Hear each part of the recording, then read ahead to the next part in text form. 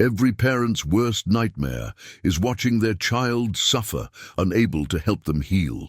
For Leonard Hayes, a successful real estate magnate, that nightmare became reality when his daughter Ava stopped walking after her mother's death.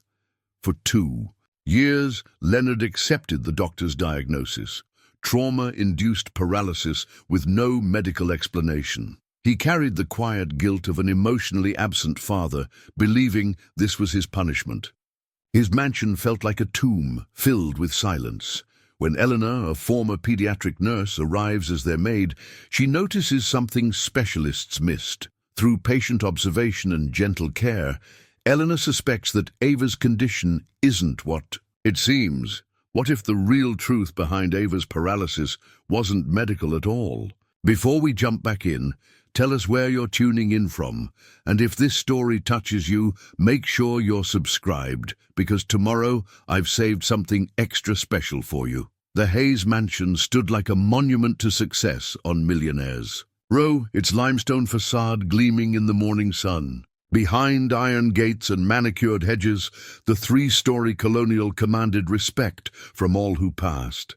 Yet for Leonard Hayes, the house had become something else entirely. A beautiful prison where guilt echoed through marble hallways and grief settled like dust on imported furniture. Leonard adjusted his silk tie in the foyer mirror, the same ritual he'd performed every morning for 30 years. At 62, his temples were silver now, and lines mapped the corners of his dark eyes. The real estate empire he'd built from nothing still demanded his attention, though lately his heart wasn't in the boardroom negotiations that once thrilled him. "Good morning, Mr. Hayes." Mrs. Chen, his housekeeper of 15 years, appeared with his coffee. She was a small, efficient woman who understood the rhythms of the household better than he did these days. "Morning, Mrs. Chen. Is she awake?" "Miss Ava is having breakfast in the sunroom," Leonard nodded, dreading the interaction he knew awaited him. Every morning, the same dance of awkward small talk with his 8-year-old daughter, both of them trapped in roles they didn't know how to escape. He found Ava exactly where Mrs. Chen had said, sitting in her custom wheelchair at the small table, overlooking the garden. The wheelchair was a work of art, powder blue with silver accents, ergonomically designed and equipped with every possible comfort feature. Leonard had spared no expense when he'd ordered it 2 years ago, as if the price tag could somehow compensate for what he couldn't give her. "Good morning, sweetheart." Ava looked up from her cereal, her mother's deep brown eyes meeting his briefly before returning to her bowl. She had Margaret's delicate features, the same warm skin tone that glowed golden in sunlight. Her black hair was braided neatly, Mrs. Chen's work, and she wore a yellow dress that made her look younger than her 8 years. "Morning, Daddy." The word still caught him off guard. 2 years ago she'd called him Papa, running to greet him when he came home from work. Now there was a careful politeness between them, as if they were strangers sharing the same house. "What are your plans today?" he asked, settling into the chair across from her. "Elena is coming." There was something different in her voice when she said the name, a spark of interest that had been missing for months. Leonard frowned. 3 caretakers had come and gone in the past year. The first, a young physical therapist, had quit after. Ava refused to participate in any exercises. The second, an older woman with decades of experience, had lasted only 2 weeks before declaring Ava uncooperative. The third had simply stopped showing up without explanation. "She starts today," Leonard said, more to himself than to Ava. The employment agency had been apologetic but firm. Elena Vasquez was their last recommendation. Most qualified caregivers weren't interested in cases involving difficult children, especially those from wealthy families with reputations for being demanding. Leonard had agreed to Elena sight unseen, desperate to find someone who might connect with his daughter. "Tell me about her," Ava said, and Leonard was surprised by her directness. "She's older, experienced. She used to be a nurse, like Mama was." The question hung in the air like smoke. Margaret hadn't been a practicing nurse when they'd met, but she'd maintained her certification, volunteering at the children's hospital until Ava was born. It was one of the things Leonard had admired about his wife, her natural instinct to care for others. "Yes," he said quietly, "like Mama was." The doorbell chimed, saving them both from the weight of memory. Leonard heard Mrs. Chen's footsteps in the foyer, followed by voices, one crisp and professional, the other warm with a slight accent. "That must be her," Leonard said, standing. Elena Vasquez was not what he'd expected. The agency had described her as experienced, which Leonard had interpreted as elderly. But the woman who entered the sunroom was perhaps 55, with silver-streaked black hair pulled back in a neat bun and intelligent eyes that took in everything at once. She wore simple clothes, dark slacks and a white blouse, but carried herself with quiet authority. "Mr. Hayes, I'm Elena Vasquez." Her handshake was firm, her voice carrying the faint melody of a Spanish accent softened by years in America. "Thank you for coming on such short notice." "Of course." Elena's attention shifted to Ava, and Leonard watched something subtle change in her expression. Her professional demeanor softened, replaced by genuine warmth. "And you must be Ava. I've been looking forward to meeting you." Most adults spoke to Ava with the exaggerated cheer reserved for children with disabilities. Elena's tone was respectful, as if she were addressing an equal rather than someone to be pitied. Ava studied Elena with the careful attention of a child who'd learned to be wary of new faces. "Are you going to try to make me walk?" "I'm here to spend time with you," Elena replied simply, "whatever that looks like." Leonard found himself studying Elena's face, searching for signs of the forced optimism that had characterized the previous caretakers. Instead, he saw something he hadn't expected: genuine curiosity about his daughter. Not her condition, perhaps. "We should discuss the arrangements," Leonard said, gesturing toward his study. Elena nodded, but didn't immediately follow. Instead, she crouched beside Ava's wheelchair, bringing herself to eye level. "I noticed you have beautiful art supplies over there," she said, indicating the corner where an easel and paints sat untouched. "Do you like to draw?" "Sometimes." "I'd love to see your work sometime if you'd like to show me." Ava's shoulders relaxed slightly, the first genuine sign of interest Leonard had seen from her in weeks. He felt a flutter of hope and immediately suppressed it. Hope had become dangerous in this house. In his study, Leonard outlined the routine. He'd established for Ava meals, rest periods, limited physical therapy, early bedtime. Elena listened without interrupting, occasionally taking notes in a small leather journal. "The doctors say there's no medical reason for her condition," Leonard explained, the familiar weight of helplessness settling in his chest. "They call it conversion disorder, psychological trauma manifesting physically after her mother's death." "Yes. Margaret died of cancer 18 months ago. Ava stopped walking about 6 months later." Elena was quiet for a moment, her pen still. "That must have been incredibly difficult for both of you." Leonard felt the familiar tightness in his throat that accompanied any discussion of Margaret.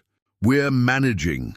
Managing is different from healing." The observation was gentle but pointed, and Leonard found himself looking at Elena more carefully. There was something in her eyes, not judgment but understanding born of experience. "I should warn you," he said, "Ava can be challenging. She's intelligent, but she's also stubborn. The previous caretakers found her uncooperative, among other things." Elena smiled, the first genuine expression of humor he'd seen from her. "Mr. Hayes, I raised 4 children and worked in pediatric nursing for 25 years. I've learned that children who seem difficult are usually children who are hurting." After Elena left to collect her things for the live-in position, Leonard returned to the sunroom. Ava was still at the table, but she'd moved her wheelchair closer to the window. Sunlight streamed across her face, and for a moment she looked like the child she'd been before tragedy reshaped their lives. "What did you think of Elena?" he asked. She didn't stare at my legs. The observation was matter of fact, but Leonard felt it like a physical blow. How many people had stared? How many conversations had his daughter endured while adults looked at her with pity or curiosity? "She seems nice," he managed. "She has kind eyes, like Mama did." That evening, as Leonard reviewed contracts in his home office, he could hear Elena moving around upstairs, settling into the guest room that had been prepared for her. The house felt different already, less tomb-like, though he couldn't pinpoint exactly why. His phone buzzed with messages from his office. A major deal was stalling, requiring his immediate attention. 2 years ago, Leonard would have been back in the office within the hour, staying until the problem was resolved. Now, he found himself glancing toward the stairs, reluctant to leave. Margaret used to tease him about his inability to delegate, his need to personally oversee every detail of every transaction. "The business will survive without you for one evening," she'd say. "Your family needs you here." He'd always promised to do better tomorrow, next week, after the current deal closed. There was always another deal. Now tomorrow had arrived in the cruelest possible way, and Leonard didn't know how to be the father his daughter needed. The wheelchair in the sunroom served as a daily reminder of his failures, beautiful, expensive, and utterly inadequate to address the real wounds that needed healing. As he climbed the stairs to check on Ava before bed, Leonard passed Elena's room. A soft light glowed beneath the door, and he could hear the quiet sound of classical music. For the first time in months, the house didn't feel completely empty. Perhaps that was enough for now. Elena's first morning in the Hayes household began before dawn. Old habits from her nursing days died hard. She'd always preferred the quiet. Hours when the world was still, when she could think clearly before the day's demands began. She found Ava already awake in the sunroom, watching the garden through the tall windows.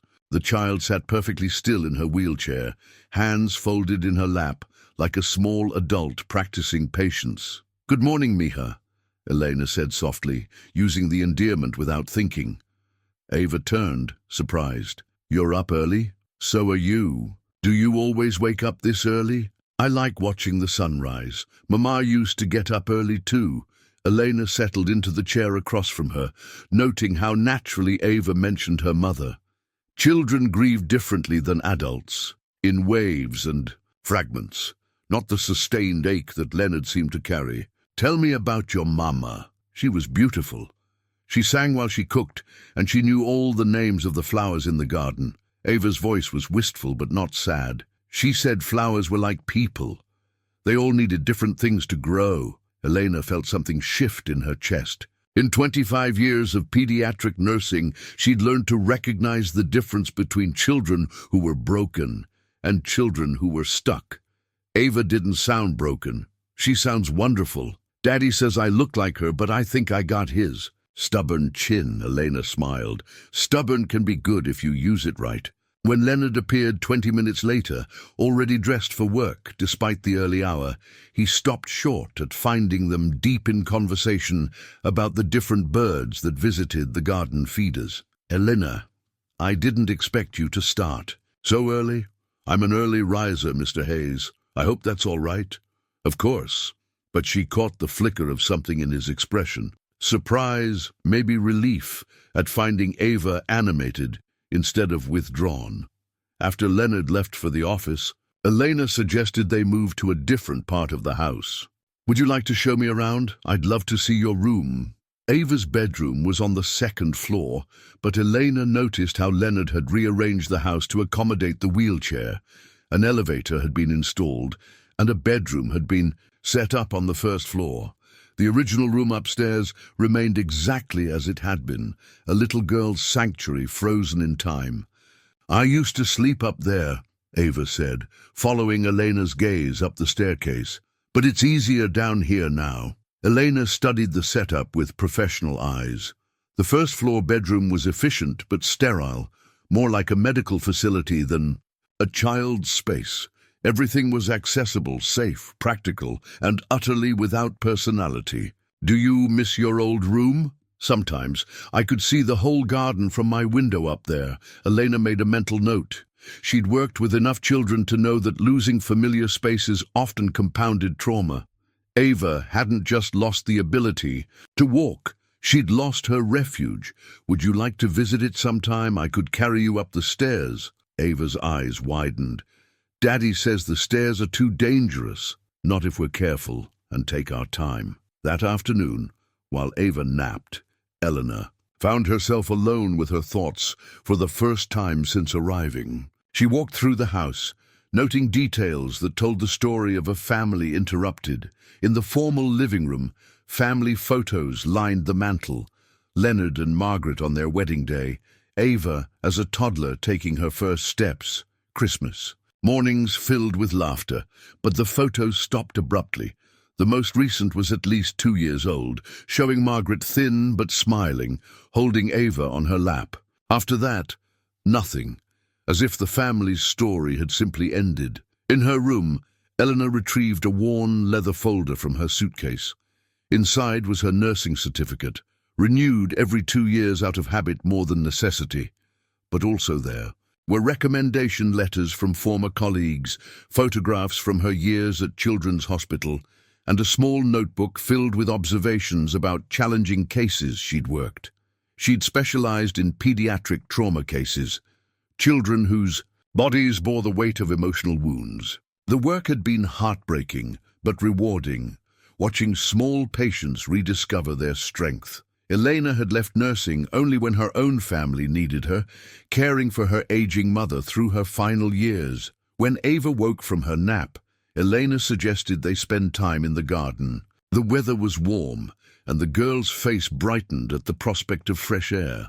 "I haven't been in the garden much lately," Ava admitted, as Elena pushed her wheelchair along the stone paths. "Why not? The paths are bumpy. Daddy worries I'll get hurt." Elena examined the pathways.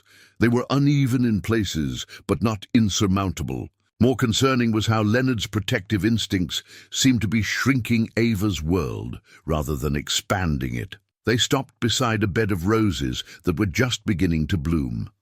Elena noticed that some of the plants were struggling, their leaves yellowed and sparse. "These roses need attention," Elena observed. "Mama took care of them. Nobody knows how to do it right anymore. Would you like to learn? I helped my mother with her garden when I was young. I can't exactly kneel down to plant things." There was no self-pity in Ava's voice, just pragmatic acceptance. But Elena heard something else, a child trying to convince herself that limitations were permanent. There are ways to garden from a sitting position, raised beds, long-handled tools, container planting. Elena knelt beside the wheelchair. "Would you like to try touching the soil? Sometimes plants respond better to gentle hands than perfect technique." Ava hesitated, then extended her hand. Elena guided it to the earth around one of the struggling roses, showing her how to test the moisture and feel for root health. "The roots are still strong," Elena said. "They just need better care." It was then that Elena noticed something odd. As Ava leaned forward to examine the plant more closely, her left foot shifted slightly. Not much, just a tiny adjustment for balance. The movement was unconscious, automatic.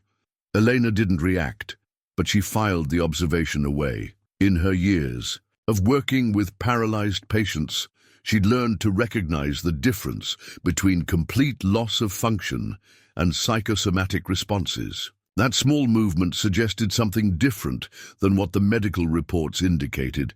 That evening, when Leonard returned from work, Elena was waiting in his study. "I wanted to discuss Ava's medical history in more detail," she said. Leonard's expression tightened. "Is there a problem? I'd like to review the neurological assessments, the MRI results, the opinions from the specialists you consulted." "Why?" The doctors were quite thorough. Elena chose her words carefully. "In my experience, children who experience trauma-induced paralysis often show specific patterns.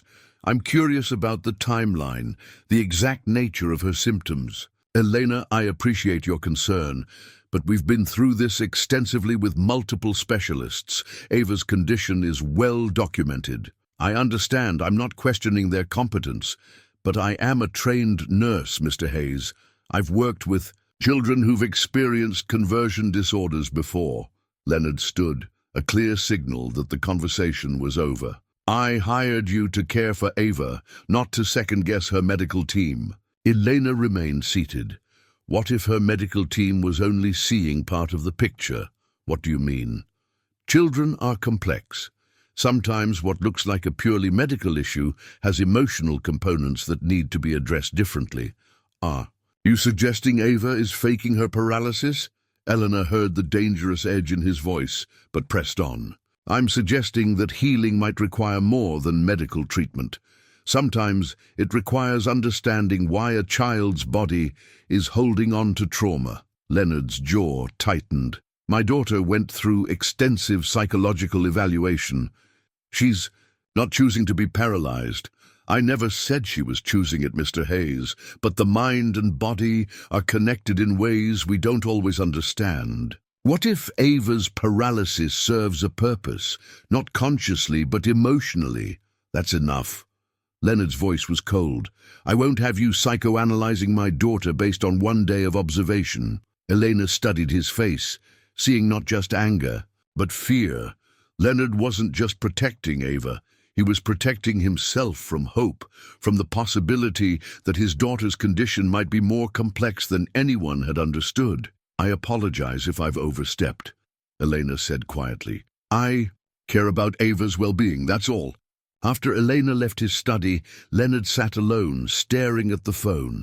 He could call the agency, request a replacement caregiver, someone less observant, less challenging, someone who would accept the situation as it was rather than questioning what it might become. But upstairs, he could hear Ava laughing, actually laughing, as Elena read her a bedtime story. He hadn't heard that sound in months. Leonard opened his desk drawer and pulled out the thick folder containing Ava's medical records. He'd read every page dozens of times, searching for answers, for hope, for some explanation that made sense of how his bright, active daughter had become a child who accepted limitation as permanent. Maybe it was time to let someone else look at those same pages with different eyes. The thought terrified him almost as much as it offered hope. The next morning brought rain, which Elena discovered was both blessing and curse in the Hayes household. Blessing because Ava seemed more animated when storms rolled across the sky. Curse because Leonard grew increasingly restless when weather kept him from his early morning runs. Elena found him in the kitchen at 6 a.m., dressed in running clothes, but staring out at the steady downpour with frustration. Terrible weather for exercising, Elena observed, pouring herself coffee. I need the routine, Leonard said, his voice tight. My assistant called last night. The Riverside project is falling apart. The investors are getting nervous, and I can't seem to focus properly during meetings. Elena studied his profile. Leonard Hayes was a man accustomed to control, to solving problems through force of will and strategic thinking. Having a daughter whose condition couldn't be fixed with money or determination was clearly eating at him. Perhaps you could use the home gym today? It's not the same. Leonard ran a hand through his graying hair. I need to clear my head, and running helps me think. What kinds of things do you need to think about? Leonard looked at her sharply, as if surprised by the personal question. Business decisions mostly? I used to discuss complicated deals with my wife. Margaret had a way of asking the right questions, helping me see angles I'd missed. You miss having someone to talk through problems with. I miss a lot of things about my wife. The admission hung between them, raw and unintended. Leonard seemed to realize he'd revealed more than he meant to. I should check on Ava, he said, moving toward the door. She's still sleeping. Why don't you sit for a moment? The rain isn't going anywhere. Leonard hesitated, then took the seat across from Elena. For several minutes, they sat in comfortable silence, listening to the storm. Tell me about your wife, Elena said eventually. What would you like to know? What made her laugh? The question seemed to catch Leonard off guard. She had this ridiculous sense of humor about everyday things. She'd name the houseplants and talk to them like pets. She'd make up stories about the neighbors based on what she could see from the windows. A small smile tugged at the corner of his mouth. She said my serious nature needed balance. She sounds delightful. Ava mentioned that Margaret sang while cooking. Constantly. Off-key, usually. But she didn't care. She said music made everything taste better. Does Ava sing? Leonard's smile faded. She used to. Not anymore. When Ava finally woke, Elena suggested they spend the rainy morning exploring creative activities. The child's easel in the sunroom had been gathering dust, but Elena noticed several. Art journals stacked nearby, filled with drawings that revealed more about Ava's inner world than any medical report. These are beautiful, Elena said, carefully turning pages of pencil sketches and watercolor paintings. You're very talented. Mama taught me. She said art was another language. Elena studied the drawings more closely. The earlier works, presumably, from before Margaret's death, were filled with bright colors, smiling faces, houses with smoke curling from chimneys. But as she progressed through the journal, the images became darker, more abstract. Figures without faces, houses with no doors, trees with broken branches. One drawing near the end particularly caught Elena's attention. It showed a small figure in what looked like a cage or box, with larger figures standing outside, looking in, but unable to reach the child. This one is very powerful, Elena said carefully. Can you tell me about it? Ava glanced at the drawing, then away. It's just feelings. Sometimes it's hard to explain feelings with words. I understand. Art can be a safe way to express things that hurt too much to say out loud. The doctors asked me to draw my feelings too. They wanted to know if I was sad or angry. What did you tell them? I told them I was tired. That's not the same as sad, but they wrote it down anyway. Elena felt a familiar tug of professional instinct. In her nursing days, she'd learned to pay attention to what children didn't say as much as what they did. Ava's distinction between sadness and exhaustion suggested a more complex emotional landscape than the medical reports indicated. Would you like to start a new art journal? Elena suggested. Sometimes it helps to have fresh pages. Ava's face lit up with the first genuine enthusiasm Elena had seen from her. Could we go buy supplies? There's an art store downtown that Mama used to take me to. We'd have to ask your father. He'll say it's too complicated with the wheelchair. He always says things are too complicated now.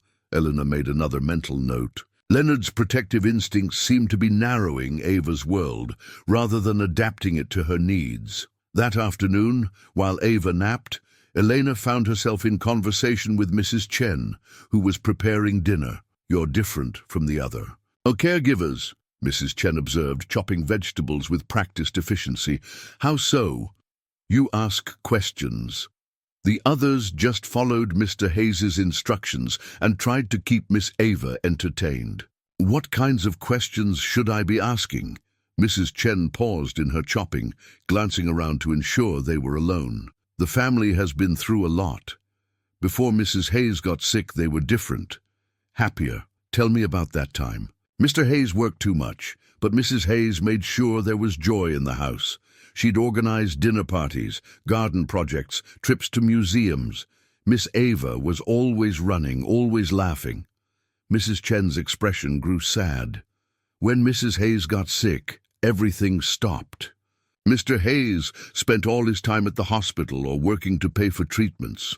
Miss Ava was often alone with nannies. That must have been frightening for a young child.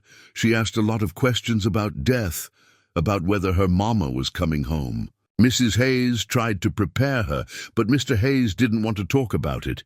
He kept saying everything would be fine. Elena absorbed this information carefully.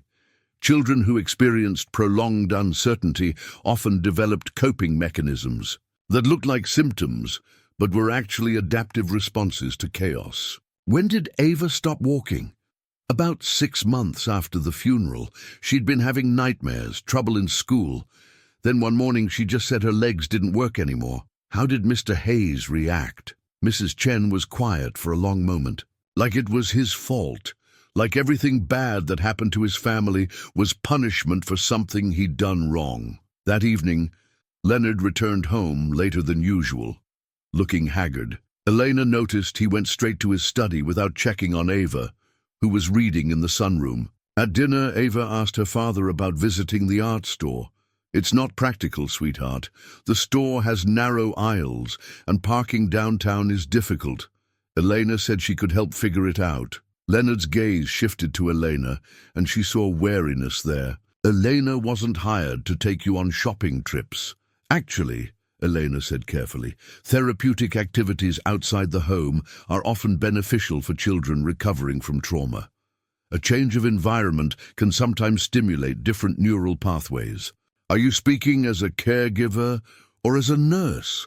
The question held an edge that Ava picked up on immediately. The child's shoulders tensed, and she looked between the adults with the expression of someone who'd learned to read adult tension for signs of impending conflict. "I'm speaking as someone who cares about Ava's well-being," Elena replied evenly. Leonard set down his fork. "I think we need to establish some boundaries. Ava's medical care is handled by qualified specialists. Your job is to provide daily care and companionship within the safety of this house." "Of course, Mr. Hayes. I apologize if I overstepped." But Elena noticed that Ava had stopped eating, her attention focused on her lap, where her hands lay motionless. The same hands that had moved unconsciously yesterday while gardening, Elena remembered. After Ava went to bed, Leonard found Elena in the kitchen, reviewing notes in her small journal. "What are you writing about my daughter?" Elena looked up, recognizing the protective anger in his voice. "Observations about her interests, her preferences, things that make her smile. I've found it helps to track what engages children and what seems to tire them." "You're not conducting research on her?" "No, Mr. Hayes. I'm trying to understand her so I can better care for her." Eleanor closed the journal. "May I ask you something?" Leonard crossed his arms, but didn't refuse. "What are you afraid of?" The question seemed to hit him like a physical blow. For a moment, his carefully maintained composure cracked, revealing something raw beneath. "I'm afraid of making things worse," he said finally. "I'm afraid of hoping for something that can't happen and disappointing her again. I'm afraid that everyone who tries to help her will eventually give up and leave." Eleanor felt her heart break a little for this man who carried such crushing responsibility. What if not hoping is what's making things worse?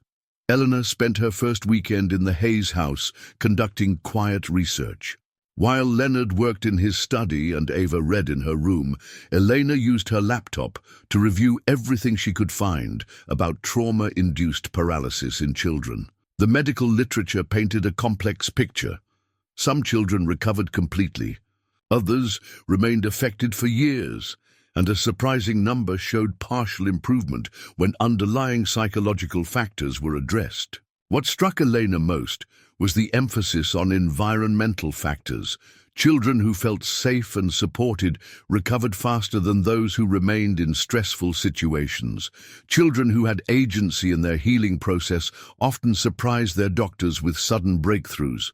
She was deep in reading when she heard voices from the security system's intercom. Leonard had installed monitors throughout the house after Ava's condition began, wanting to ensure he could hear if she needed help. The technology was meant to provide safety, but Elena wondered if it also created a sense of being watched. "Daddy, can you come help me reach something?"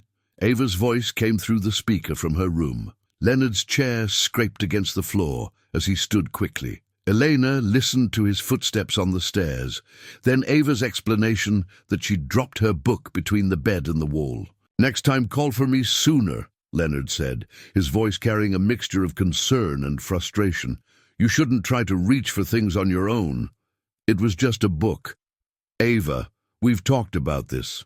You could fall trying to stretch too far." Elena frowned at the conversation. In her experience, children with paralysis needed to maintain as much independence as possible to prevent muscle atrophy and psychological dependence. Leonard's protective instincts seemed to be encouraging helplessness rather than adaptation. Monday morning brought new routines. Elena suggested they spend time in the garden again, this time with specific activities designed to encourage movement and engagement. "I thought we could plant something," Elena said as they settled beside the raised flower bed. Container gardening, like I mentioned before.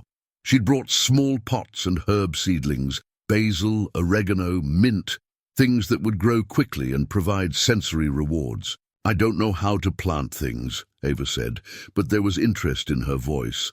"That's the beauty of learning something new. We get to figure it out together." Elena positioned the pots within easy reach of the wheelchair, then guided Ava through the process of loosening root balls and settling plants in fresh soil. She noticed that Ava leaned forward naturally, using her core muscles for balance. More tellingly, when a pot tipped slightly, Ava's right foot pressed against the wheelchair's footrest for stability, another unconscious movement that suggested more function than the medical reports indicated. "This one smells wonderful," Ava said, crushing a mint leaf between her fingers. "Herbs are magical that way. They give back more than you put in." They worked in comfortable silence for a while, Ava becoming increasingly animated as the small garden took shape. Elena noticed the child's posture growing straighter, more confident, as if the act of creating something was awakening parts of her that had been dormant. "Elena, can I ask you something?" "Of course, Mija. Do you think I'll ever walk again?" The question was asked matter-of-factly, without self-pity, but Elena heard the weight of it. This was a question Ava had been carrying alone. "I think your body knows how to heal," Elena said carefully. "Sometimes it just needs the right conditions and enough time. The doctors said my brain forgot how to make my legs work. Brains are remarkable things. They can learn new ways to do old tasks, but sometimes they need to feel safe enough to try." Ava considered this, her small hands still working the soil. "I feel safer with you than I did with the other nurses." Elena felt something shift in her chest. The fierce protectiveness she'd once felt for her own children, mixed with professional determination to help this child find her way back to wholeness. It was then that Leonard appeared on the terrace, having returned early from work. Elena watched his expression change as he took in the scene, Ava leaning forward, dirt under her fingernails, looking more alive than he'd seen her in months. "What's going on here?" His tone was carefully neutral, but Elena heard the underlying tension. "We're planting herbs," Ava announced proudly. "Elena says they'll be ready to use in cooking soon." "That's nice, sweetheart." Leonard's attention shifted to Elena. "Could I speak with you inside?" Elena's stomach tightened, but she kept her voice calm. "Of course. Ava, would you like to water our new plants while we're gone?" In the kitchen, Leonard faced Elena with his arms crossed, his businessman demeanor firmly in place. "I watched you from the study window. You were encouraging Ava to lean out of her wheelchair, to stretch and reach in ways that could be dangerous. I was encouraging her to engage with her environment in age-appropriate ways. She could fall. She could injure herself further." Elena took a breath, choosing her words carefully. "Mr. Hayes, in my professional experience, children who are overprotected often lose function they might otherwise maintain. Ava needs to use her existing abilities to prevent further decline." "Her existing abilities. Elena, my daughter is paralyzed. Her upper body strength is excellent. Her balance reactions are intact. Her cognitive function is sharp. These are abilities that should be preserved and built upon." Leonard's jaw tightened. "Are you suggesting that previous medical professionals have been wrong about her condition?" Elena heard the dangerous edge in his voice, but pressed on. "I'm suggesting that there might be more possibilities than anyone has explored. Such as, children sometimes respond to different approaches than adults. They need to feel safe and empowered, not just medically managed." Leonard was quiet for a long moment, staring out at his daughter, who was carefully trickling water over the herb seedlings. "Do you have children, Elena?" The question caught her off guard.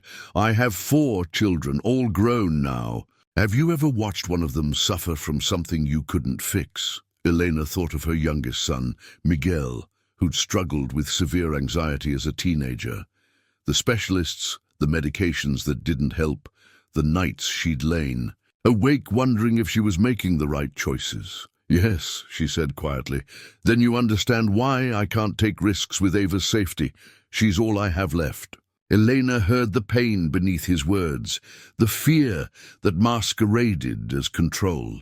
"Mr. Hayes, what if the greatest risk is not allowing her to try?" That evening, Elena overheard Leonard on the phone with someone. She gathered it was his business, partner or attorney, discussing the failing Riverside project. "I can't focus, Richard. I need to be here with Ava, but the investors are threatening to pull out.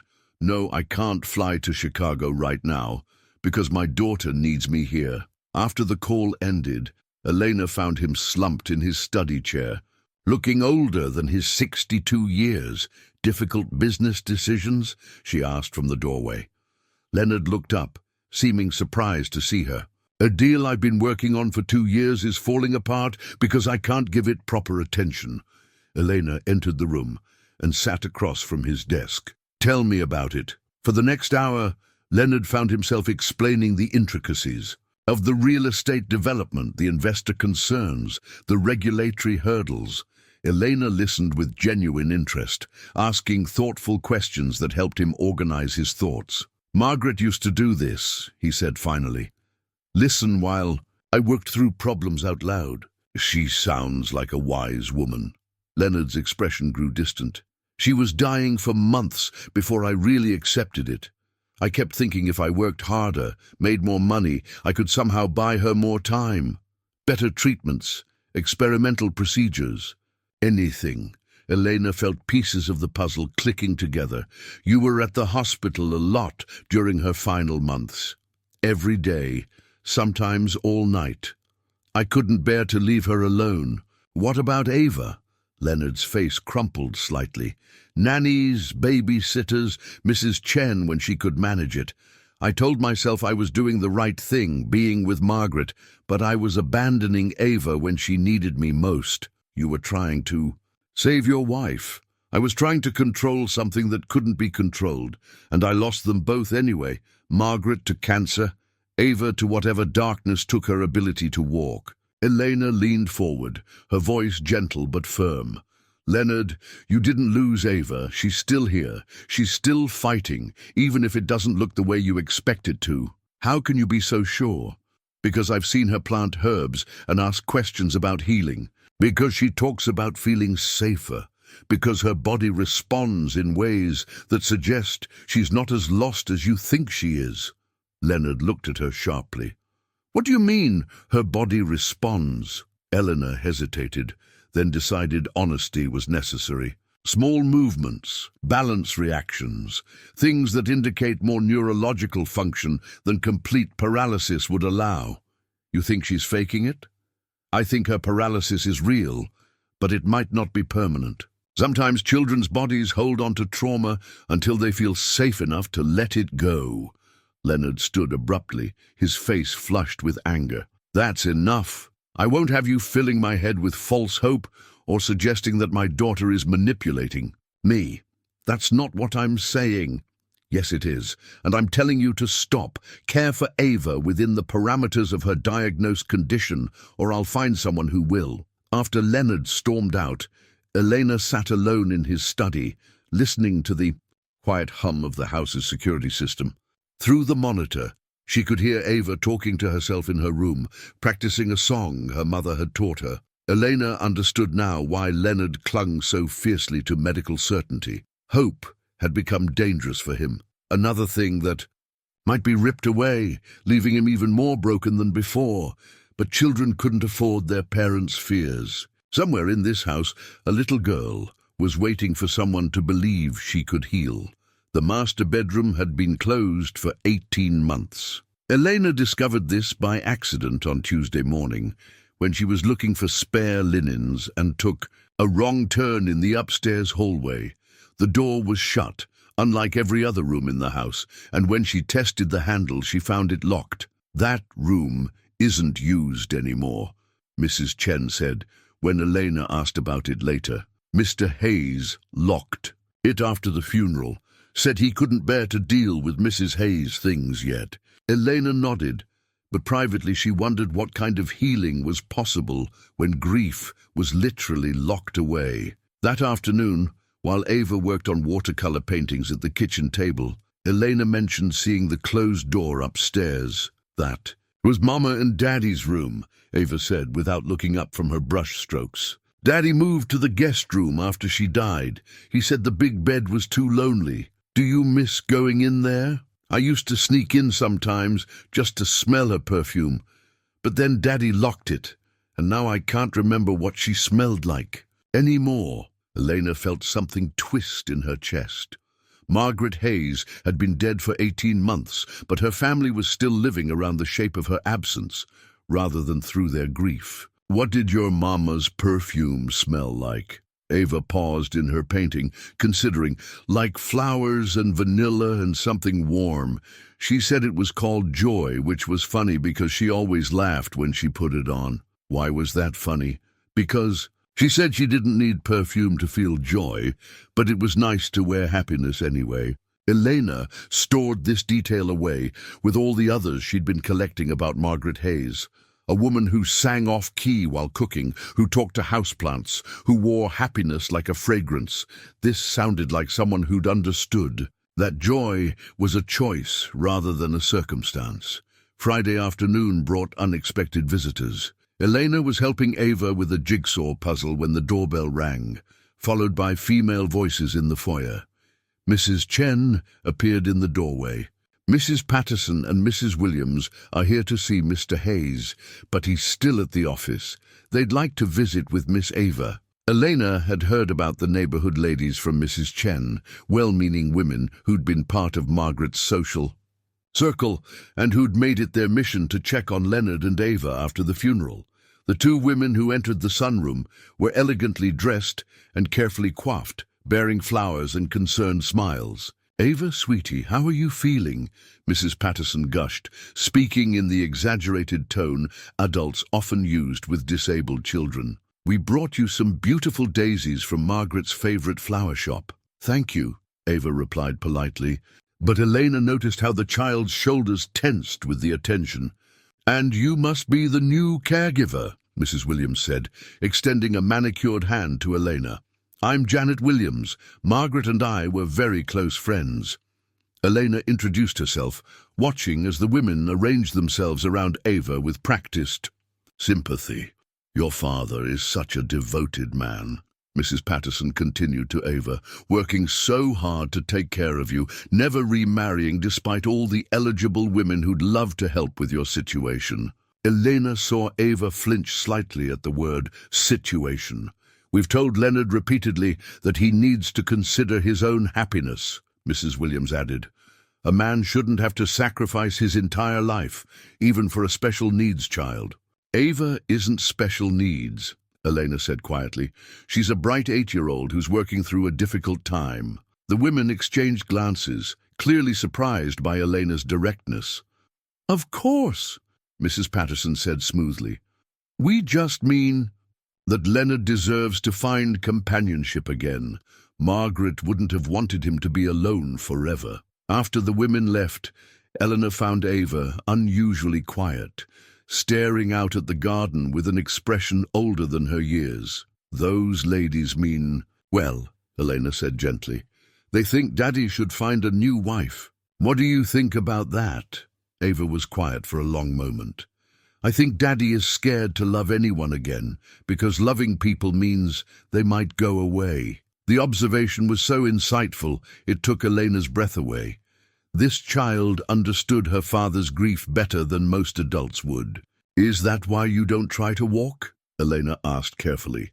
"Because if you got better, your daddy might go back to working all the time and leaving you alone." Ava's hands stilled on her puzzle pieces. For several heartbeats, the only sound was the tick of the grandfather clock in the hallway. "I don't know," Ava whispered finally. "Sometimes I think my legs forgot how to work. Sometimes I think maybe I forgot how to let them work." Elena reached over and covered Ava's small hand with her own. "Both of those things can be true at the same time, Mija. Sometimes our bodies hold on to feelings our minds aren't ready to face yet. That evening, Leonard returned from work to find Elena waiting in his study with a cup of coffee and a thoughtful expression. "Mrs. Patterson and Mrs. Williams stopped by," Elena said. Leonard's face darkened. "What did they want?"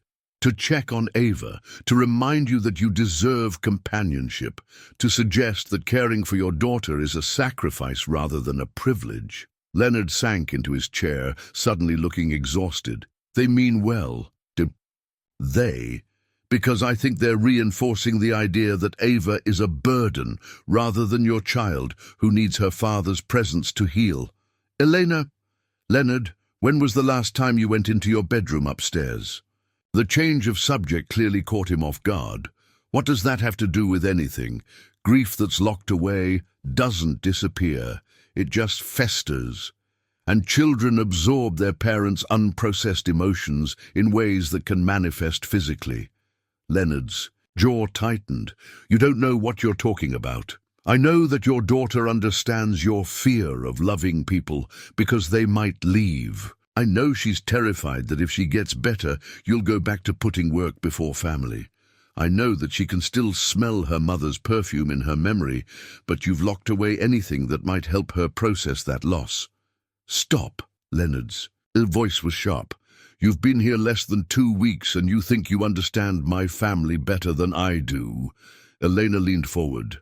"I think you're so afraid of losing Ava that you're keeping her trapped in the same emotional space where you found her after Margaret died." Leonard stood abruptly, his chair scraping against the floor. "Get out of my study, Leonard. Get out. And tomorrow we're going to discuss whether this arrangement is working for anyone."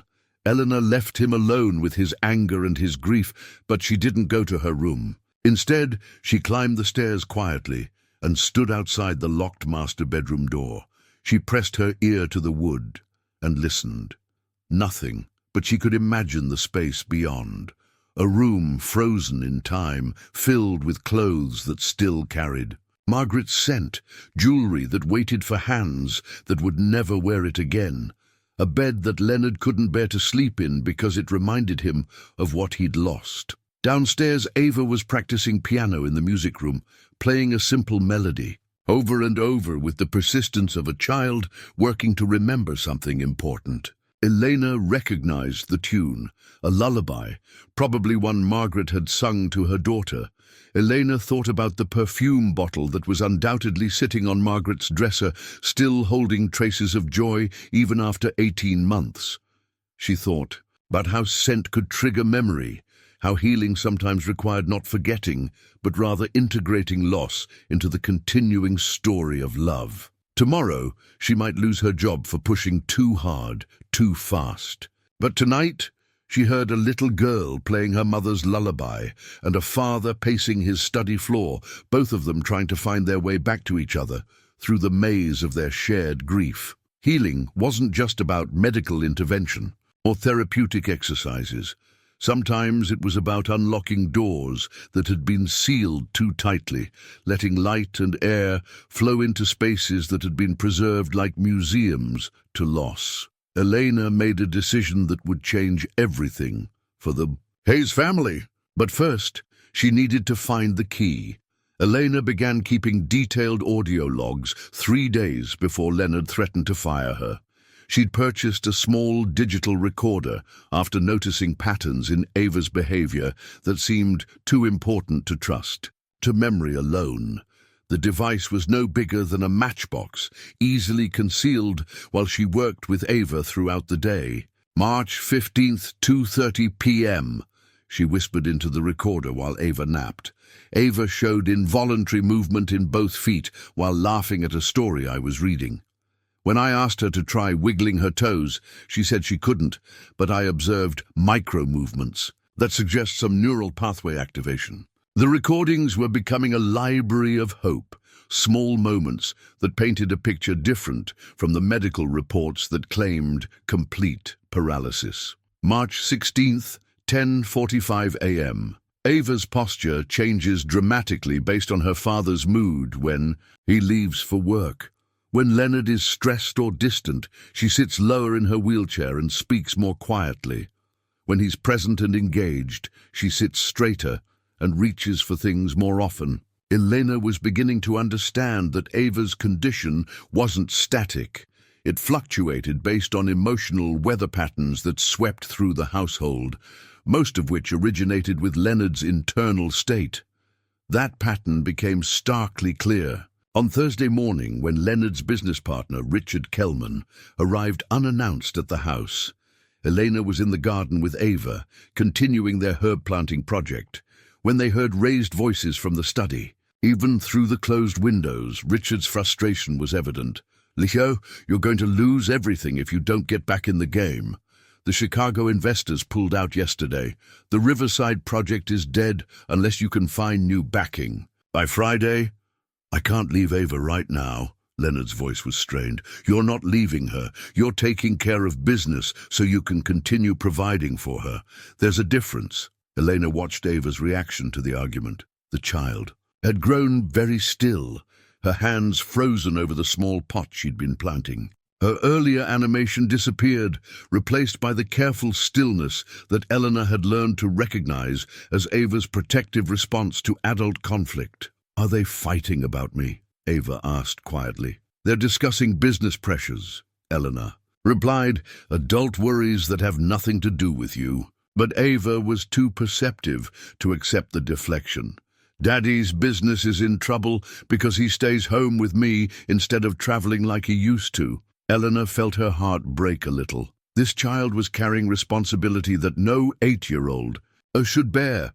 "Ava, your father's business challenges aren't your fault. Adults sometimes struggle to balance different parts of their lives. But if I could walk, he could go back to working the way he did before Mama got sick." There it was, the connection Elena had been sensing but hadn't been able to articulate. In Ava's mind, her paralysis served a purpose. It kept Leonard close, ensuring he couldn't disappear into work the way he had during Margaret's illness. March 17th, 11:30 a.m., Elena recorded later. Ava verbally connected her condition to Leonard's availability. She believes her paralysis prevents him from abandoning her the way he did during her mother's final months. The paralysis may be serving as an unconscious strategy to maintain parental attention. That afternoon, while Ava worked on her art, Elena discovered she wasn't the only one documenting patterns in the Hayes household. Leonard's desk calendar, visible through his study window, showed a telling story. Before Margaret's death, his schedule had been packed: meetings, travel, client dinners, weekend work sessions. After the funeral, there were sporadic entries. But since Ava's paralysis began, his calendar was nearly empty. Leonard Hayes, who had built a real estate empire through constant motion and strategic networking, had essentially stopped working. The man who had once thrived on 12-hour days and complex deals was now afraid to leave his house for more than a few hours. "Elena, can I tell you something?" Ava's voice interrupted her observations. "Always, Mija. I remember the night Mama died." Elena set down her coffee and gave Ava her full attention. The child had never spoken about the specific night of her mother's death before. "I wasn't supposed to be awake, but I heard Daddy crying in his study, really crying, not just being sad. He kept saying he was sorry, that he should have spent more time with us instead of at the hospital." Elena waited, sensing there was more. "The next morning, he told me that Mama had gone to heaven during the night. But I already knew because I heard him on the phone with the funeral man." Ava's voice grew smaller. "He cried for days, but only when he thought I wasn't listening. That must have been very frightening for you. I kept thinking that if I got sick too, maybe he'd stay home and take care of me the way he took care of Mama at the hospital. But I didn't want to get cancer, so I wished for something else instead." Elena's breath caught. "What did you wish for, sweetheart?" Ava was quiet for a long moment, her small hands working clay she'd been sculpting. "I wished my legs would stop working, so Daddy would have to stay with me." March 17th, 3:45 p.m., Elena recorded in the privacy of her room. "Ava has revealed the psychological mechanism behind her paralysis. She appears to have unconsciously manifested the condition as a way to ensure Leonard's continued presence and attention. This suggests the paralysis is serving an adaptive function in her young mind. The revelation should have felt like victory, but Elena found herself overwhelmed by the complexity of the situation. If Ava's paralysis was psychologically motivated, traditional medical interventions would continue to fail. But removing the symptom without addressing the underlying fear would be devastating for the child. Leonard needed to understand that his daughter hadn't chosen paralysis, but her unconscious mind had created a solution to an impossible problem: how to keep a grieving, workaholic father close enough to feel safe. That evening, Elena found Leonard in his study, staring at legal documents spread across his desk. "The Riverside project is finished," he said without looking up. 2 years of work gone because I couldn't maintain client relationships while dealing with family issues. Elena sat across from him, choosing her words carefully. What would Margaret have said about losing the project? Leonard's hands stilled on the papers. She would have said there will be other projects, but Ava only gets one childhood. She sounds like a wise woman. She was. She used to tell me that success meant different things in different seasons of life. Leonard looked up, his eyes tired. I think I'm finally understanding what she meant. Leonard, I need to share something with you about Ava. His expression grew wary. More theories about her condition? Not theories, observations, and something she told me herself. Elena played several recordings, watching Leonard's expression change as he heard his daughter's unconscious movements, her clearer speech patterns when he was emotionally present, her own words about wishing her legs would stop working. When the recordings ended, Leonard sat in stunned silence. She did this to herself? His voice was barely a whisper. No. Her unconscious mind created a solution to an impossible situation. She needed you to stay close, but she also needed not to be the reason you gave up everything that mattered to you professionally. So her paralysis is a symptom of how much she loves you, and how terrified she was of losing you the way she lost her mother. Leonard put his head in his hands. I did this to her. My absence during Margaret's illness, my inability to balance work and family. I created this situation. You were trying to save your wife. Ava understands that now, but 8-year-olds don't have sophisticated coping mechanisms. They do what they can with the emotional resources they have. How do I fix this? How do I help her without making her feel like she's losing me again? Elena leaned forward. By helping her understand that she can have both, your love and your success. By showing her that taking care of family doesn't require sacrificing everything else. It just requires balance. But what if removing her reason for paralysis leaves her feeling abandoned again? Then we work together to build her confidence that love doesn't disappear when people go back to work. We create new patterns that prove she's safe. Leonard was quiet for a long time, processing the complexity of what Elena had revealed. March 17th, 8:20 p.m. Elena recorded later. Leonard understands the psychological component of Ava's condition. Tomorrow, we begin the delicate work of helping a little. Girl believes she can be loved without needing to be sick. Elena found the key to the master bedroom in the most obvious place, Margaret's jewelry box sitting on the dresser in the guest room where Leonard now slept. She discovered it by accident while looking for tissues during a particularly difficult conversation with Ava about fear and loss. The small silver key lay beneath a tangle of Margaret's necklaces, as if Leonard had hidden it among his wife's belongings, but couldn't bring himself to throw it away completely. Elena held the key for 3 days before using it, wrestling with the ethics of entering a space Leonard had deliberately sealed. But Ava's breakthrough moments were becoming more frequent, and Elena sensed that the child's healing was somehow connected to the secrets locked away in that room. She chose a Thursday afternoon when Leonard was at his lawyer's office and Ava was napping. The key turned easily in the lock, as if it had been waiting for this moment. Margaret Hayes had been a woman of simple elegance, and her bedroom reflected that aesthetic. The walls were painted a soft cream with photographs of family moments. Arranged on the dresser and nightstand, the bed was made with crisp white linens, though it had clearly remained untouched for 18 months. Elena moved carefully through the space, not wanting to disturb anything unnecessarily.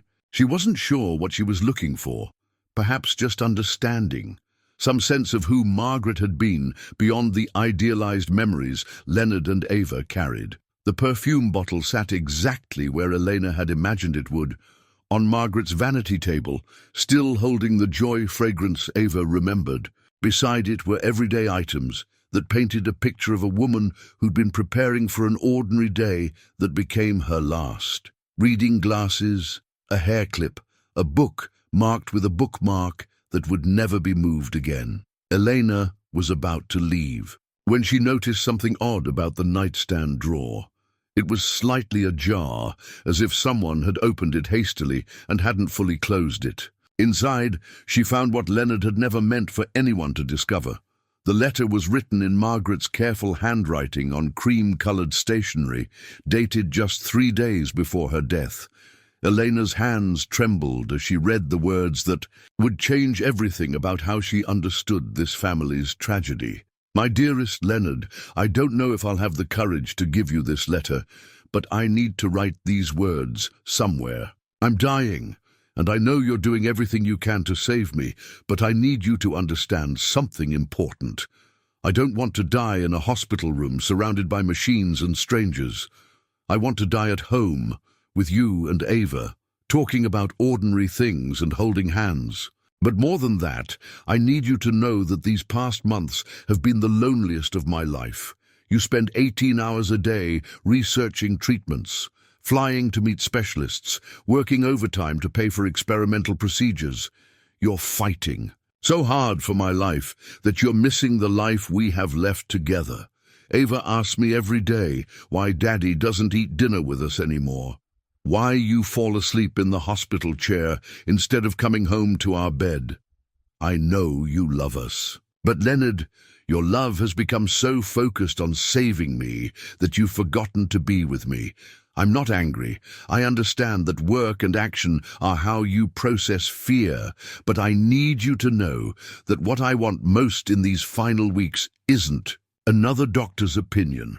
What I want is my husband to come home for dinner, to read bedtime stories to our daughter, to hold me while I fall asleep in our own bed. I'm afraid that after I'm gone, you'll throw yourself even deeper into work to avoid the pain of losing me. Please don't do that to yourself or to Ava. She needs her father to be present, not just physically, but emotionally. She needs to know that love doesn't disappear when someone dies. It changes form, but it endures. I'm writing this because I don't have the strength to say these things out loud anymore, and because I can see in your eyes that you're already starting to blame yourself for not doing more. Leonard, you've done everything humanly possible. Sometimes love means accepting what we cannot control and being fully present for what we can. Please don't let my death become another project to manage or problem to solve. Let it be what it is. A profound loss that transforms us but doesn't destroy us. Help Ava understand that grief is love with nowhere to go, but that doesn't mean the love itself is lost. I need you to promise me something. After I'm gone, don't disappear into work. Don't let guilt drive you away from the beautiful life we've built together. Ava is going to need you to be her father, not a ghost haunted by what he couldn't fix. Come home tonight, my love. Eat dinner with us. Tell Ava about your day. Hold me while we fall asleep. These simple moments are the real medicine. For all of us, all my love, always. Margaret. Elena sank onto the edge of the bed, the letter shaking in her hands. Through the walls, she could hear Ava stirring from her nap, calling for her, but Elena needed a moment to process what Margaret's words revealed about the family's tragic timeline. Margaret hadn't just died from cancer. She died feeling emotionally abandoned by the husband who was trying desperately to save her, and Ava. Ava had witnessed not just her mother's physical decline, but the disintegration of her parents' connection during those crucial final months. Elena walked to Ava's room, in a daze, her mind reframing everything she thought she'd understood about the Hayes family dynamics. "Elena, you look sad," Ava observed from her wheelchair. "Are you okay?" Elena sat down beside her, studying the child's perceptive face. "Ava, can you tell me more about the time when your mama was sick? What do you remember about those months?" Ava was quiet for a moment, her small hands fidgeting with her blanket. "Daddy was gone a lot. He said he was trying to help Mama get better, but she cried when he left for the hospital every morning. Did your mama talk to you about feeling sad? She said Daddy showed love by working to fix things, but sometimes she just wanted him to sit with us and watch movies. She said she felt lonely even though she knew he loved her." Elena's heart broke for all three members of this family: Leonard, desperate to control an uncontrollable situation; Margaret, dying while feeling emotionally neglected; and Ava, absorbing her parents' pain while her world fell apart. "Ava, I need to ask you something very important. Did you hear your parents argue during those months?" Ava's expression grew shuttered, the careful blankness Elena recognized as the child's protective response. "Sometimes." "Can you tell me about one of those arguments? I don't like remembering the fights." Elena reached for Ava's hands. "I know it's painful, Mija, but sometimes remembering hard things helps us understand why we feel the way we do now." Ava was quiet for several minutes, her breathing shallow. When she finally spoke, her voice was barely a whisper. "The night before Mama died, I heard them fighting in their bedroom. Mama was crying, and she said Daddy cared more about being her doctor than being her husband. She said she felt like she was dying alone, even though he was always at the hospital." Elena felt pieces clicking together with devastating clarity. "What did your daddy say?" "He said he was doing everything he could to save her, and she said she didn't want to be saved anymore. She just wanted to be loved." Ava's eyes filled with tears. "Then Mama said something about how after she died, Daddy would probably work even more to avoid missing her." Elena's throat tightened. "What happened then?" "Daddy left the house. He slammed the door and Mama cried all night. The next morning, the hospital called and said she died in her sleep." Ava wiped her eyes. "I think she died sad because Daddy wasn't there." The final piece of the puzzle fell into place with brutal clarity. Ava's paralysis wasn't just about keeping Leonard close, it was about punishing him for abandoning Margaret, for choosing the illusion of control over the reality of presence. "Ava, after your mama died, did you think about how to make sure your daddy wouldn't leave you the same way?" Ava looked directly at Elena for the first time during their conversation. "I thought if I got really sick, he'd have to take care of me instead of going to work all the time. But I didn't want to get cancer. So you found a different way to need him. I didn't mean to stop walking. I just kept thinking about how Mama felt alone and how Daddy was always gone, and one day my legs just stopped working." Ava's voice was small but matter-of-fact. "The doctors couldn't find anything wrong, but Daddy finally came home every day." Elena pulled Ava into her arms, both of them crying now. This brilliant wounded child had unconsciously crafted a solution to an impossible problem: how to ensure her father's presence without dying the way her mother had. That evening, Elena waited for Leonard in his study with Margaret's letter in her hands. When he saw it, all the color drained from his face. "Where did you find that?" "In your bedroom. The bedroom you locked, because you couldn't bear to face what really happened in this house." Leonard sank into his chair as if the weight of 18 months of avoided truth was finally settling on his shoulders. "She never gave it to me, because she knew you weren't ready to hear it." "But Leonard, your daughter heard the conversation this letter refers to. She witnessed Margaret's loneliness, your final argument, the way your wife died feeling abandoned despite your desperate efforts to save her." Leonard's face crumpled. "I thought I was showing love by fighting for her life." "You were, but Margaret needed something different from you in those final months. She needed presence, not just medical intervention, and Ava absorbed that entire dynamic. The way work became your method of avoiding unbearable emotions. The way Margaret died feeling unloved despite being desperately loved. I failed them both. You made choices that made sense to you at the time. But Leonard, Ava's paralysis isn't just about keeping you close. It's also her way of ensuring you never make the same mistake with her that you made with Margaret. Leonard looked up sharply. What do you mean? She's created a situation where presence is the only thing that works. Medical intervention has failed, money can't fix it, and working harder won't solve it. The only thing that helps Ava is you being here, being emotionally available, showing up as her father rather than as someone trying to manage her condition. The truth settled between them like smoke, acrid and inescapable. She's been teaching me how to love properly. Elena nodded. Through the only method an 8-year-old could devise, by creating a situation where your attention and emotional presence are the only medicine that works. Leonard was quiet for a long time, rereading his wife's letter with tears streaming down his face. How do I fix this? How do I help her heal without making her feel like I'm going to disappear again? Elena leaned forward, her voice gentle but firm. By proving to her, slowly, consistently over time, that you've learned the lesson she's been trying to teach you, by showing her that love means presence, not just provision, by demonstrating that you can be successful in work and fully engaged as her father.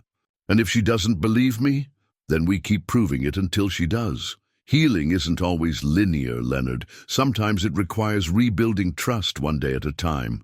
Elena spent 3 days researching pediatric physical therapy techniques before placing the order that would either heal the Hayes family or destroy the fragile trust she'd built with Leonard. The equipment arrived on a Tuesday morning, while Leonard was meeting with bankruptcy lawyers. Parallel bars designed for balance training, resistance bands for muscle strengthening, a specialized mat for floor exercises, and most importantly, a gait trainer that would support Ava while she relearned the mechanics of walking. Mrs. Chen helped Elena carry the boxes to the unused formal dining room, which had better lighting and space than any other room in the house. As they unpacked the equipment, Mrs. Chen studied Elena's face with the careful attention of someone who'd witnessed numerous changes in household dynamics. Mr. Hayes doesn't know about this, does he? Not yet, Elena admitted. But Ava needs to see concrete proof that recovery is possible before she can psychologically commit to trying. And if Mr. Hayes forbids this? Elena paused in assembling the parallel bars, considering the question that had kept her awake for the past week. Then I'll have failed both of them and probably lost my job in the process. Mrs. Chen was quiet for a moment, then resumed unpacking equipment with renewed determination.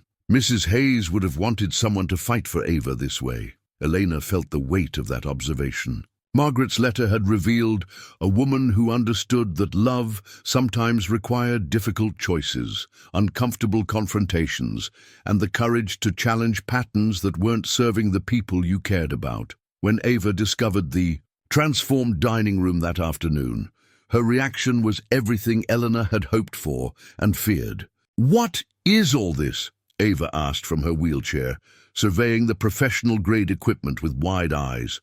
"Tools," Elena said simply. "Tools that might help your body remember what it already knows how to do." Ava was quiet for a long time, wheeling closer to the parallel bars and running her fingers along the smooth wood surface. "The doctors said I might never walk again. The doctors said they couldn't find a medical reason for your paralysis. That's different from saying you'll never recover. What if I try and nothing happens? What if my legs really are broken forever?" Elena knelt beside Ava's wheelchair, bringing herself to eye level with the child. "Then we'll know we tried everything possible. But Mija, what if they're not broken? What if they're just scared?" That evening, Leonard returned from his meeting to find Elena waiting in the formal dining room, surrounded by the evidence of her unauthorized decision. His face cycled through emotions: surprise, anger, fear, and something that might have been hope before he carefully suppressed it. "What the hell is this?"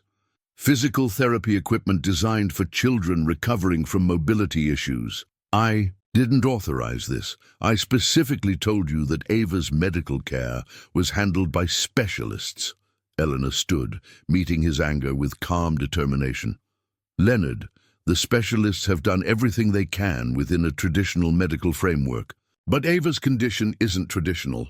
You bought thousands of dollars of equipment based on your theory that my daughter is psychologically choosing to be paralyzed. I bought equipment based on documented evidence that Ava shows involuntary movement patterns consistent with intact neurological function. Her body remembers how to walk, Leonard. Her mind just needs permission to let it happen. Leonard ran his hands through his hair. A gesture Elena had learned meant he was struggling to maintain control. And if you're wrong, if she tries this and fails, what does that do to her emotionally? What if I'm right, and we do nothing? The question hung between them like a challenge. Elena could see Leonard fighting an internal battle between his protective instincts and the growing recognition that protection without progress was just another form of cage. I could fire you for this, he said finally.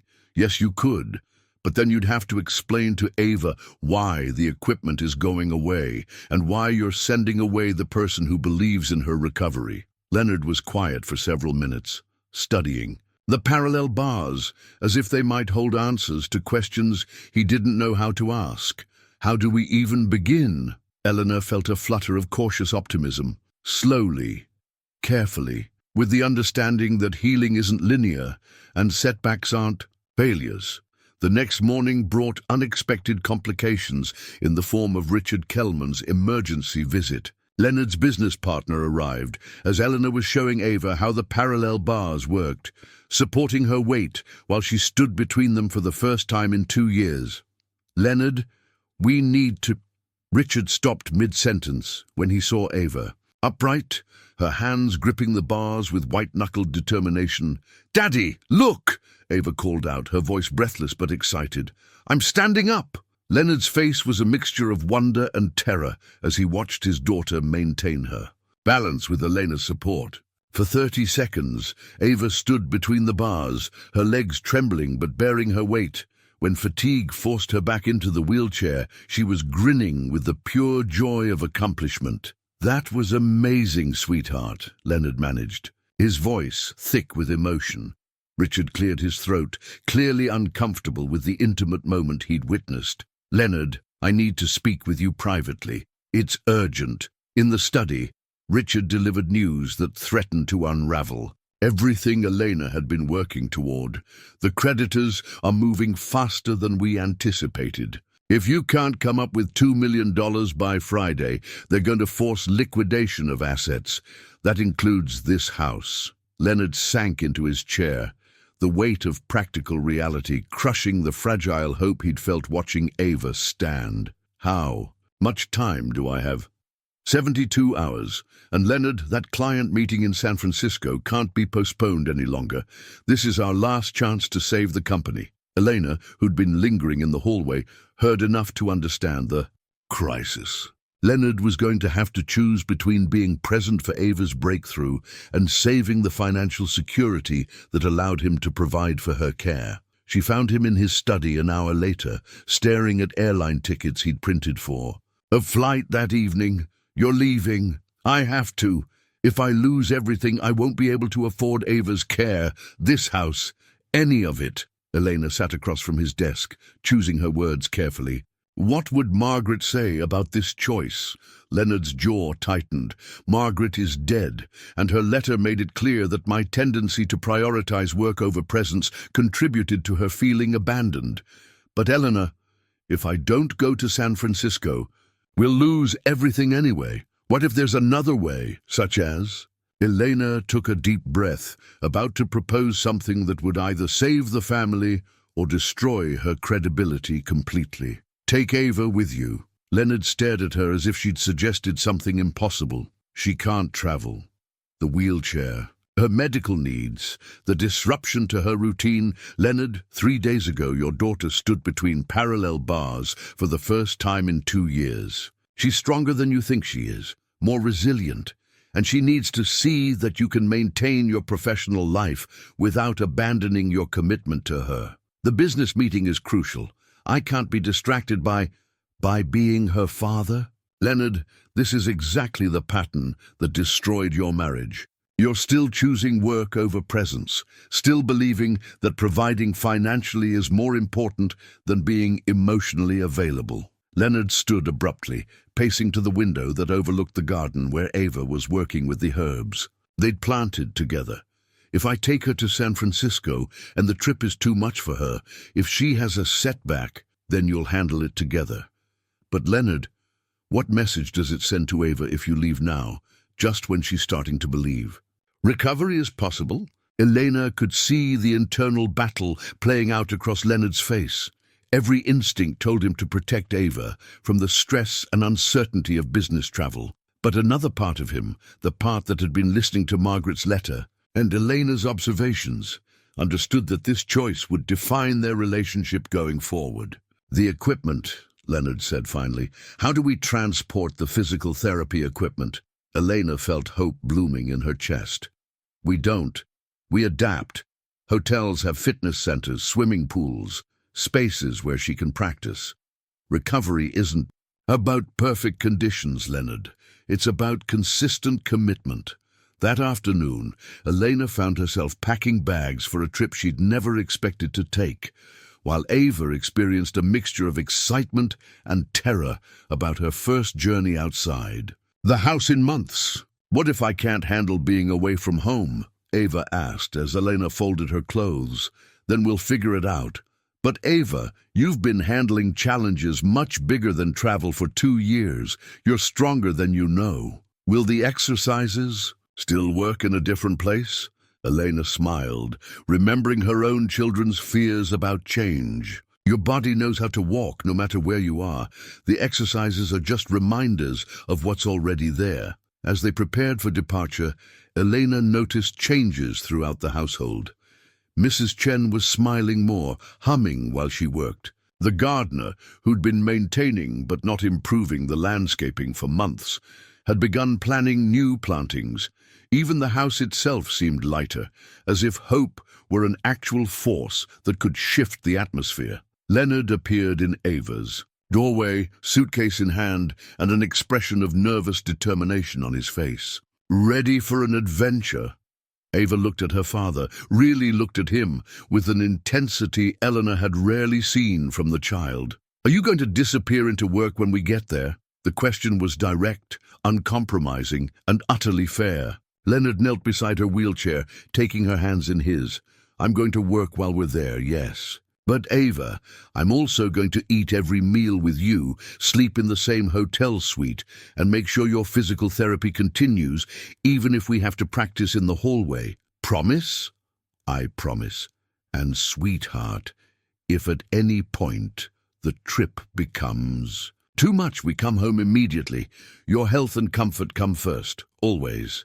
Elena watched the exchange with professional satisfaction and personal emotion. This was what healing looked like, not dramatic breakthroughs, but the steady, brave work of building new patterns to replace old wounds. As they loaded into the car that would take them to the airport, Elena caught Leonard's eye in the rearview mirror. Thank you, he said quietly.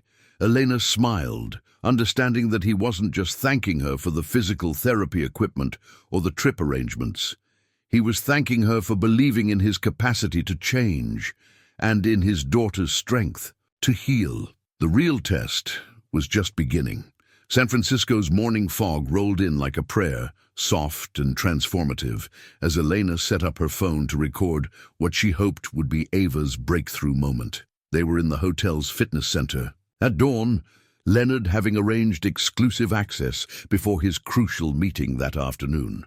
The space was larger than the Hayes' dining room, with floor-to-ceiling windows that framed the city's awakening. Elena had improvised parallel bars using the weight equipment, creating a safe corridor for Ava to attempt her first real steps. You sure about this, Mija? Elena asked, positioning her phone to capture the full length of the makeshift walking space. Ava sat in her wheelchair at one end of the improvised therapy area, staring down the 15-foot distance that might as well have been a mountain. Leonard stood at the far end, having cancelled his breakfast meeting to be present for this moment.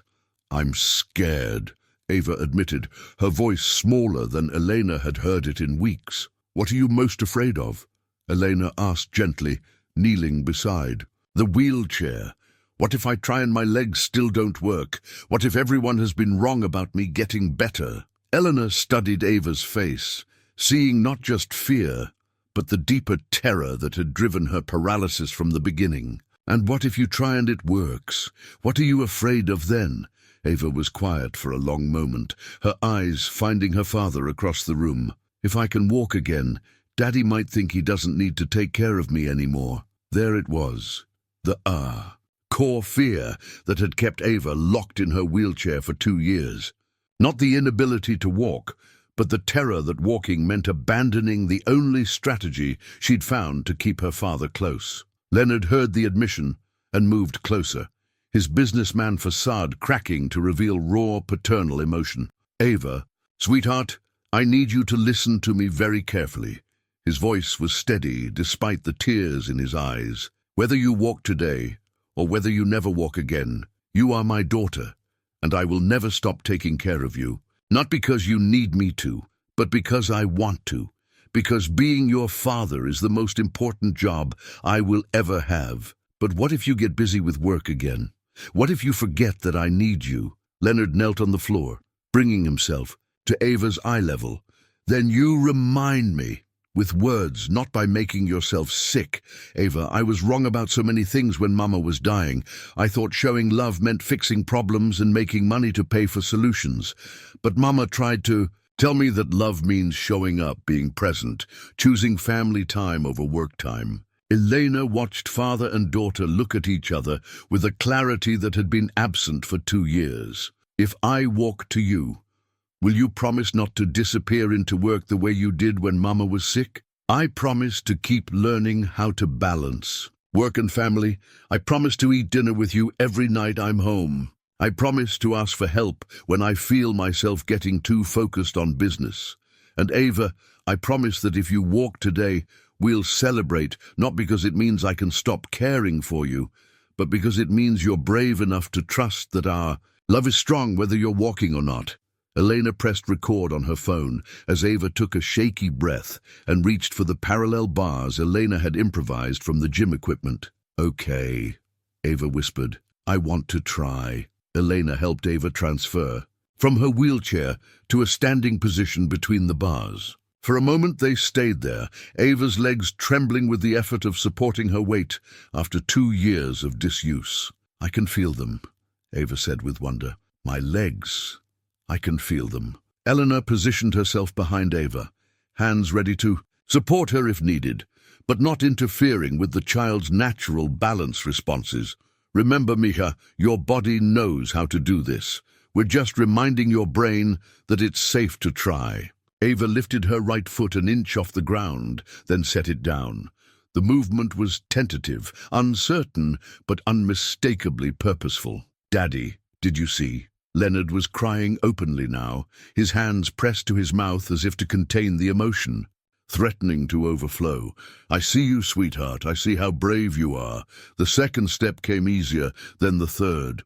Ava's gait was unsteady, her muscles weak from disuse, but each movement forward was a declaration of trust in her father, in Elena, and most crucially, in herself. By the 5th step, Ava was smiling through her own tears, her small face radiant, with the joy of rediscovered capability. "Elena, it works. My legs remember how to walk." Leonard met his daughter at the end of the parallel bars, catching her in an embrace that was 2 years overdue. Father and daughter clung to each other, both crying, both healing, both discovering that love could survive truth and grow stronger because of honesty. Elena stopped recording and wiped tears from her own eyes. In her decades of nursing, she'd witnessed many breakthrough moments, but this felt different. Not just medical recovery, but the restoration of a family's trust in each other. "How do you feel?" Elena asked Ava, who was now sitting on Leonard's lap, exhausted but exhilarated, tired, happy, scared, but also... Ava paused, searching for words. Also, like, maybe everything is going to be okay. Leonard looked at Elena. Over his daughter's head, his expression holding gratitude too deep for words. "What happens now?" he asked. Elena smiled, thinking of the long process ahead.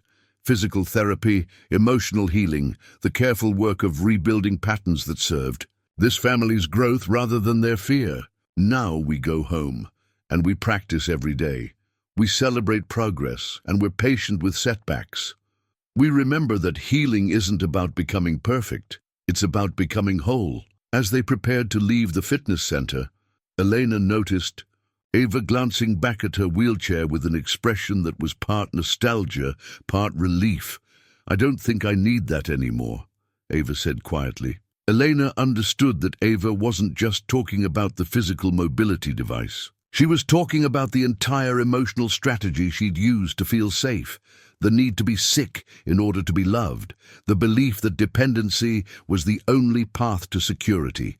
"No, Mija," Elena agreed. "I don't think you do. Leonard's business." Meeting that afternoon lasted exactly 12 minutes. He walked into the conference room overlooking San Francisco Bay with a different energy than his potential investors had expected.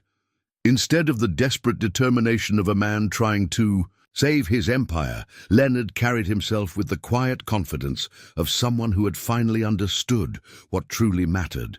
"Gentlemen," he began, settling into his chair with unusual calm, "before we discuss the Riverside project, I need to share something with you. This morning, my daughter took her first steps in 2 years." The three investors exchanged glances, clearly uncertain how this personal revelation related to their multi-million-dollar development deal. "Leonard," Richard interjected nervously, "perhaps we should focus on the financial projections." "The financial projections are important," Leonard continued, "but they're not the most important thing in this room today. For the past 2 years, I've been operating from a place of fear. Fear of losing my business, fear of failing my daughter, fear of facing the mistakes I made during my wife's illness." Elena, who was watching Ava practice walking in their hotel, Sweet received a text from Leonard at 3:47 p.m. "Meeting finished early. Coming back to celebrate with you both." When Leonard returned to their suite, he found Ava napping and Elena reviewing notes in a small leather journal. Not her usual caregiving observations, but contact information for family therapists she'd researched during their trip. "How did the meeting go?" Elena asked. Leonard sat heavily in the chair across from her, but his expression was peaceful rather than defeated. "I told them the truth about my priorities. I proposed a restructured partnership where I maintain creative control, but step back from day-to-day operations. I need to be present for Ava's recovery, and I need to learn how to balance work with family before I lose another person I love." Elena looked up from her notes, and their response: they said they'd think about it. But Elena, for the first time in years, "I'm not terrified of their answer. If they say no, we'll find another way. The most important negotiation I have isn't with investors. It's with my daughter, proving to her that she can trust me to keep my promises." Ava woke from her nap to find her father and Elena deep in conversation about family therapy options in their hometown. Instead of the institutional, clinical approaches Leonard had previously insisted upon, Elena had researched therapists who specialized in family systems and trauma recovery. "Are we going to talk to someone about our feelings?" Ava asked, settling into the chair beside her father. "Would you be okay with that?" Leonard asked. "Someone who could help us understand our family better, help us communicate more honestly with each other?" Ava considered this with the seriousness she brought to all important decisions. "Will they try to fix me, or will they help us fix us?" Elena felt her heart break a little at the child's insight. "They'll help your family learn new ways to love each other, Mia, ways that feel safe for everyone." "I think I'd like that," Ava said quietly. "I want to tell someone about how scared I was that Daddy would leave me, like he left Mama feeling lonely. Leonard's face crumpled with the weight of facing his failures directly. "Ava, I need to tell you something about when Mama was sick. I thought I was showing love by trying to fix everything, but I was actually running away from how scared I was of losing her." "I know," Ava said simply. "Mama told me you showed love by working, but she needed you to show love by staying home. Sometimes, too." The conversation that followed was unlike anything that had happened in the Hayes household since Margaret's death. Father and daughter spoke honestly about fear, abandonment, the ways love could be expressed and received. Elena found herself shifting from caregiver to facilitator, occasionally asking questions, but mostly witnessing a family learning to trust each other with truth. "Daddy, when I stopped walking, were you sad or relieved?" Ava asked at one point. Leonard considered the question carefully. "Both. Sad because I hated seeing you struggle, but also relieved because taking care of you gave me a purpose that felt more important than business deals. I think I needed to feel needed, so we were both." "Scared of being left alone?" "Yes, and we both found ways to make sure we stayed close to each other, even if those ways weren't healthy." Elena pulled a business card from her journal. "Dr. Sarah Martinez, Family Systems Therapy, with an appointment already scheduled for the following week. Dr. Martinez specializes in helping families who've experienced trauma learn new patterns of connection," Elena explained. "She'll help you continue these conversations in a safe space." Leonard looked at the card, then at his daughter, then at Elena. "Will you come with us to the first few sessions?" Elena felt tears prick her eyes. In her nursing career, she'd learned when to step back and allow families to continue healing without her. But she'd also learned to recognize when her presence provided crucial support during transitions. "If you'd like me to, and if Dr. Martinez agrees, yes, I'll be there until you feel confident navigating this process as a family." That evening, Leonard called his office and made arrangements he never thought he'd be capable of. He promoted his assistant to managing director, restructured his schedule to work from home 3 days a week, and established boundaries around family time that were non-negotiable. "What if the business suffers?" Elena asked as they watched Ava practice, walking laps around the hotel suite. "Then it suffers," Leonard replied. "Elena, I built that business to provide for my family. If running it prevents me from actually being present for my family, then success has become failure." Ava, overhearing their conversation, looked up from her careful steps between the bed and the window. "Daddy, what if your business gets better because you're happier? What if being a good father makes you better at other things too?" Leonard stared at his daughter, amazed once again by her wisdom. "You might be right about that, sweetheart." Elena watched the interaction with professional satisfaction and personal joy. This was what systemic healing looked like, not just addressing individual symptoms, but transforming the relationships and patterns that had created problems in the first place. As they prepared for bed that night, Ava asked Elena a question that would stay with all of them. "Elena, do you think Mama would be proud of us for learning how to love each other better?" Elena knelt beside Ava's bed, smoothing the child's hair away from her face. "I think your Mama would be amazed by how brave you've both been. She'd be proud of your father for learning to choose presence over productivity, and she'd be proud of you for finding the courage to trust again. And she'd be grateful to you for helping us figure it out." Elena smiled, thinking of Margaret's letter and the woman's understanding that love sometimes required difficult choices and uncomfortable growth. "Your Mama knew that families are works in progress, Mija. She'd be happy to see you continuing to work on becoming the family you were meant to be." 6 months later, the Hayes mansion no longer felt like a monument to grief. Elena woke to the sound of laughter echoing through the halls, Ava's bright giggle mixing with Leonard's deeper chuckle as they attempted to make pancakes in the kitchen. The formal dining room had been permanently converted into a family activity space, complete with art supplies, board games, and the physical therapy equipment that Ava still used for maintenance exercises. Elena found them covered in flour, working together to flip what appeared to be a pancake shaped like a butterfly. "Elena, look what we made!" Ava called out, beaming with pride as she stood on her tiptoes to reach the maple syrup. Her gait was completely natural now, strong and confident. The wheelchair sat in the garage, repurposed as a planter for the herb garden that had expanded into a full vegetable plot. "It's beautiful," Elena said, settling into her customary chair at the kitchen table.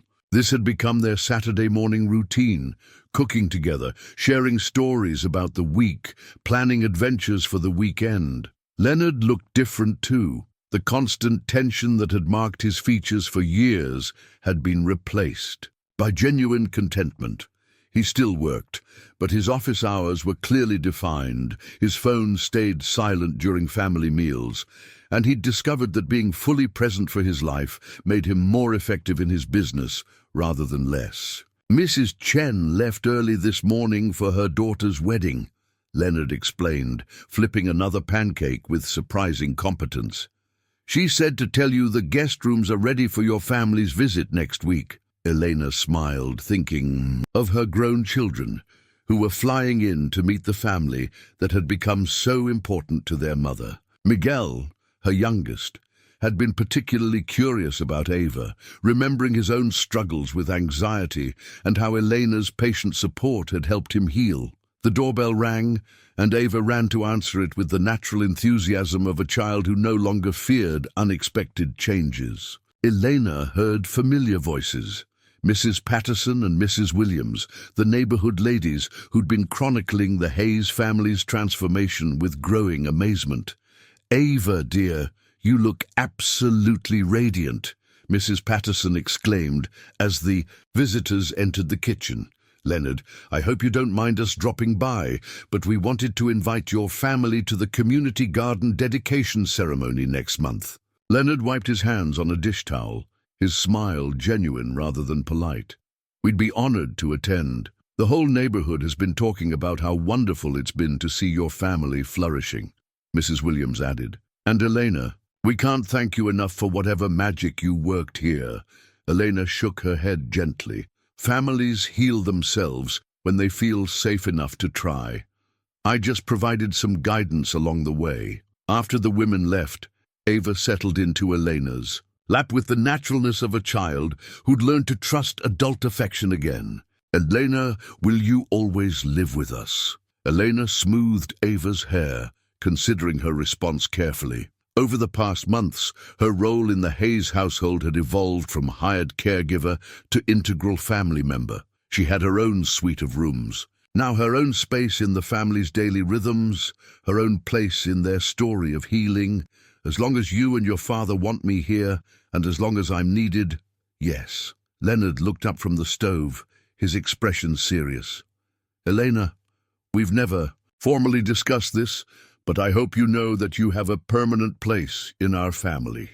Not as an employee, but as family," Ava finished firmly. "Because that's what you are." Elena felt tears prick her eyes, remembering the broken household she'd entered 6 months ago. The transformation hadn't been miraculous. It had been a daily, deliberate work of choosing connection over protection, honesty over comfort, growth over safety. "I love you both too," she said simply. That afternoon, they drove to the photography studio downtown, something that would have been unthinkable 6 months earlier, when Leonard couldn't leave Ava alone, and Ava couldn't handle changes to her routine. The photographer, recommended by Dr. Martinez, specialized in family portraits that captured genuine connection rather than posed perfection. As Elena helped Ava choose between 2 dresses, she reflected on how much had changed since that first morning when she'd found a withdrawn child watching the sunrise alone.